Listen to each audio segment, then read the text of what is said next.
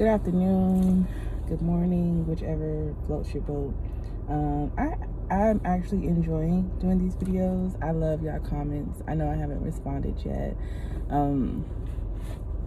because I wasn't really expecting people to comment, honestly. And I will get to them. Once I see people like respond, it kind of makes me like nervous and shy. Like, oh no, they heard my thoughts. Like, oh no. But yeah, so just kind of going off of what I talked about yesterday. I'm reading also this book called All About Love by Bell Hooks, and I'm actually starting a family book club with the book because it's such a huge life shifter, changer in your thoughts. And all of this questioning is coming from like this place of searching right now. I feel like I'm searching for the answers that I have been always asking, like, what is my purpose, what is my life? And Bell Hooks talks about how do what you love and the money will follow. Well, I've been doing what I've been loving and there is money, yeah, but it's not like a substantial amount of money to where I feel a sense of security. I feel security in my art, yes. I feel security in my creativity, absolutely. I know that there is nothing else on this world that I would rather do.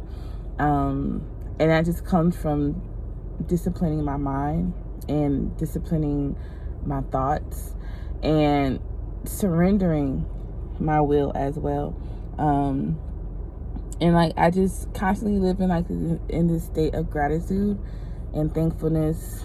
And I'm currently in the process of like answering questions for this online magazine, and a lot of the questions have me like revisiting past traumas and past thoughts of who I am and what I've overcome and what I've accomplished, and like what challenges that I have that I'm still facing. Honestly, I'm not even gonna lie to you. Every day I have to remind myself that today is the only day that matters. And just kind of piggybacking off of I had this conversation with my brother not too long ago, a few days ago, and my oldest brother, and just piggybacking off of the conversation from yesterday about a garden, and what I had with my brother about love seeds. And so I think of, like I said, our gardens as seeds, and what seeds are you planting? And you know, I said plant a rose bush, but realistically, if you plant a rose bush, you know, it has to grow and you have to water and tend to it. But if you plant a seed, that takes a lot longer. And Pastor Mike Todd has this really good sermon called Planted, Not Buried. And it's this idea of the seed goes into darkness, and a lot of times most people, everybody lives in a state of darkness in one point or another in their life, and we see it from a perspective of like being buried or being crushed or being counted out. In reality, it's not either one of those things. It is hopefully this sun doesn't jack up my phone. It's so bright, sorry y'all.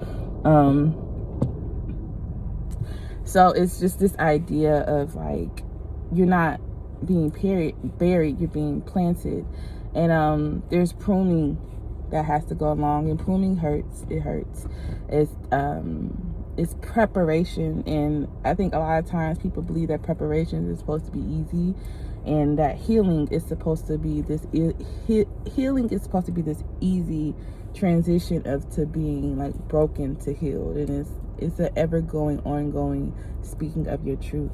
And so my grandmother and my aunt, we were talking one day about, my grandma was describing what love means, and it makes me think about All About Love, and how she's been planting these love seeds, and she sees the sprouting of all of them in all of her children and grandchildren and great grandchildren. And so I was telling my brother, I live in this idea of that the past doesn't exist.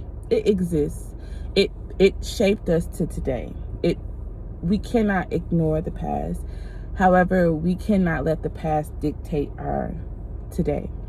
And as well as that, the future does not exist. The future is something that we look forward to, and we in hopes of what we would like to see in return. But reality, the future doesn't exist either. The only thing that really exists is today. It is this moment, this current moment between you and I, you watching this video, whether it be now as I'm recording at 11:42 a.m. or if it is 3 years from now, you and I having this conversation is all important. It is what you need for tomorrow. And in that sense of how I see world is what I did yesterday grants today. So, and what I do today grants tomorrow. So when I speak life into a person, when I encourage someone, when I am kind to that person, if I show respect to that person, I may only meet that person one time ever in my life, and life is so full circle. I will come across them again. I know that for sure at this age of my life.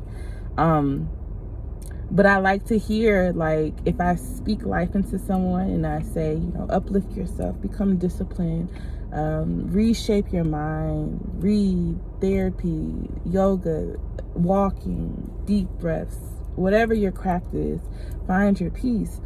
And maybe 2 months later, they may say, hey, do you know that I finally found my sense of peace? I finally found my happiness. And it makes me reflect back to when I had that conversation. So each day I kind of look forward to what I have in store for today. I don't wake up with an agenda. I don't wake up with, but this is what I have to get done anymore. I kind of wake up, I do wake up with a sense of mind of spirit. Where do you want to lead me?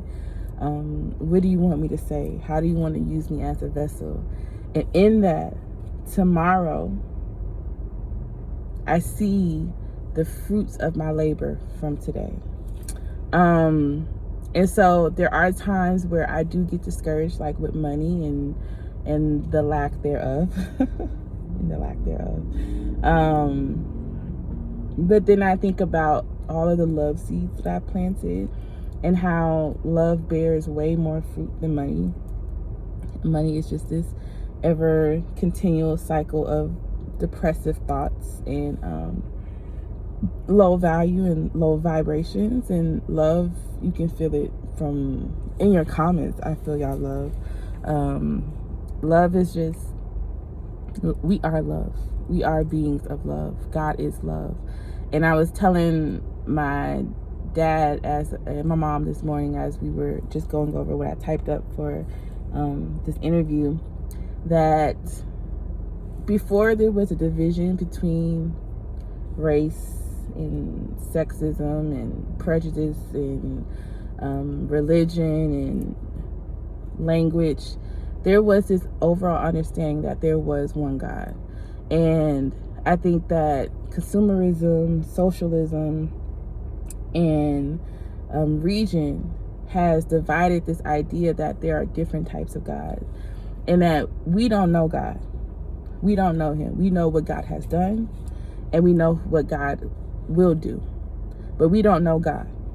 And in that, who are we to say that the God that another religion or another custom or another culture practices and believe in is any higher or any less than the God that we serve?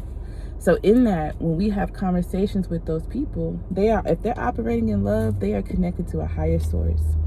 And so once you start realizing that I am love and love is me, and everything that I do follows and is a replica of love, I start to understand, like, whoever I come encounter with, it was sent by love. It was sent by God. It was sent by grace. And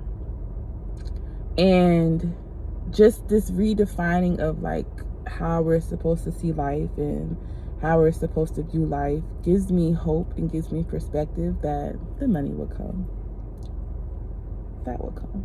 I'm sure of that. And that's not what I'm looking for. I'm looking for security in just owning myself and owning my creativity. And yeah, I love y'all. I do. I really do. I so do. And whether, like I said, whether you comment or whether you just watch the video and go, I love y'all. So, all right.